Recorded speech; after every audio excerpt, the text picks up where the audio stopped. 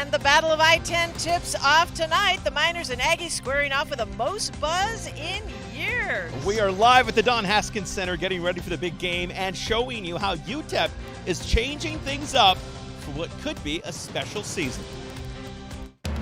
Live from the KFOX14 studios, this is KFOX14 News at 5.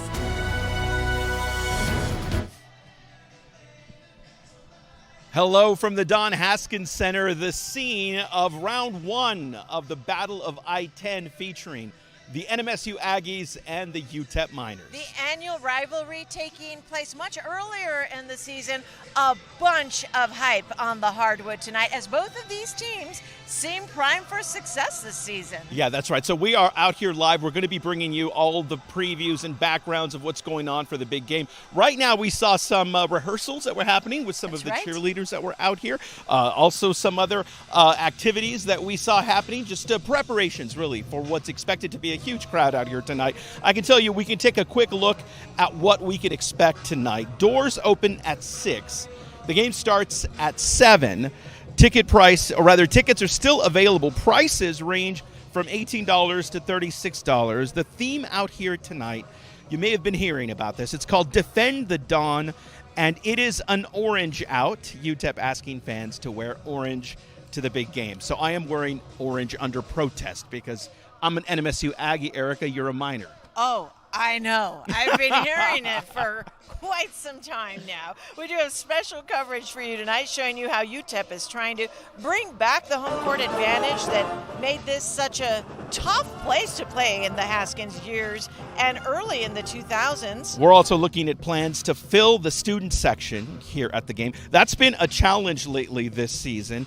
The players, rather this season, the players are getting involved trying to pack the seats out here. Later, we're going to get a tour of the new locker rooms that the players will be using, very similar to what you would see at bigger programs. And we're learning about the character of the team off the court, the work they're doing in the community, and the kind gesture from one player that left UTEP's head coach, Rodney Terry, in awe. But for now, let's start off with a game day experience, and UTEP is expecting a big turnaround in fan turnout. Yeah, hopefully that means more people in the stands. Wearing orange. For the game, that's right. KFOX14 News at 5's Holly Bach is here live showing us what fans can expect at the Don Haskins Center this year. Holly. Well, the UTEP basketball season is expected to be bigger and better this year than any other year, both on the court, but for the fans during the games as well.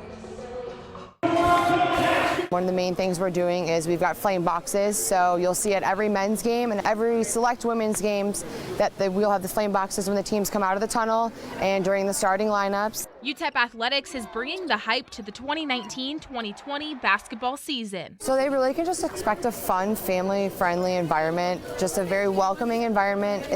Our fan base is very much a basketball fan base, so we're really just excited to have everybody back here to pack the Don. They say the fan experience this year will be like no other. We've got a new in-venue DJ. Jason Craig will be with us every men's game. Doing their best to get the fans and community involved, they've created new ideas for this season to make it stand out from the rest. You got opportunities for the first 2,000 students to come get free shirts. So you hear a student can come get a free shirt, they're gonna come just to get a shirt. So I've got classmates that are really excited for that. All of our team will be warming up in them, so we're really just fully trying to encompass this orange out and to defend the Don. UTEP's cheer and dance teams say they also have new additions in store for this season, and especially for the Battle of I-10. We have a lot of new signage, some flags and banners that we're going to use that we haven't brought out yet.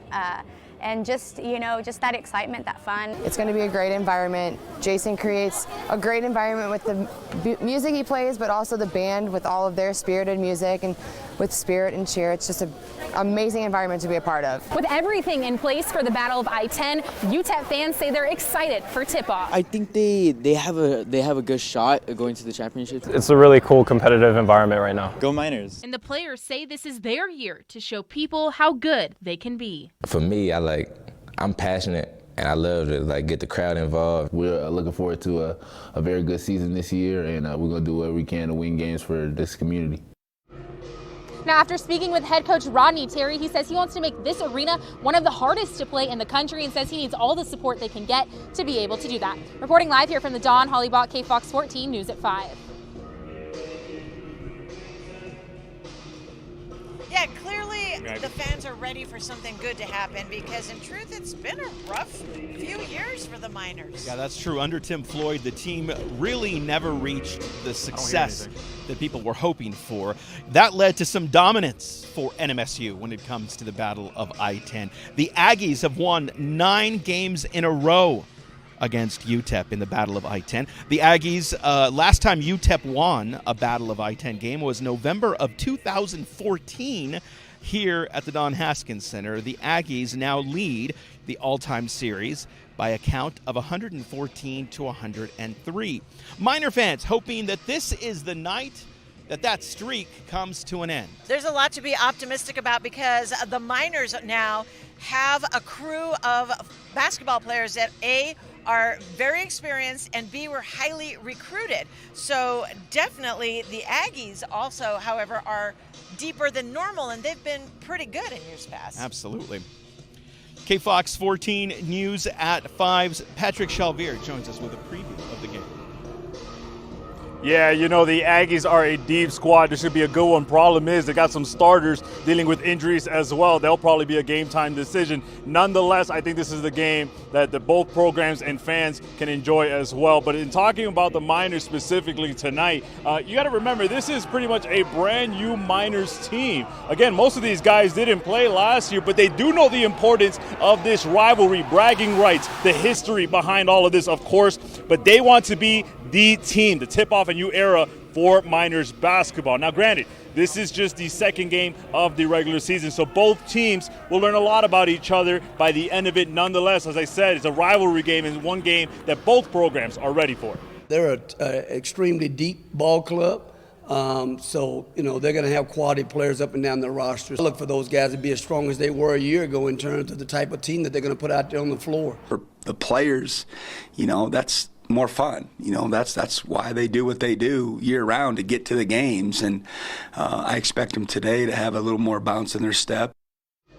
Yeah, it's definitely a lot of fun. You can start to kind of feel the vibe a little bit as players start getting ready for warm-ups, DJs getting the music ready. This should be a good one. Again, gates open at 6 o'clock, tip-off at 7. And, of course, we'll talk more during the sportscast later on here at 5 and highlights tonight at 9. But for now, live at the Dawn, Robert, Erica. Actually, no, we'll switch over to Sandra. I know it was a little chilly walking in here. Hopefully she can tell you about some more layers to bring if you're going to come watch the game, something a little more than this polo, hopefully.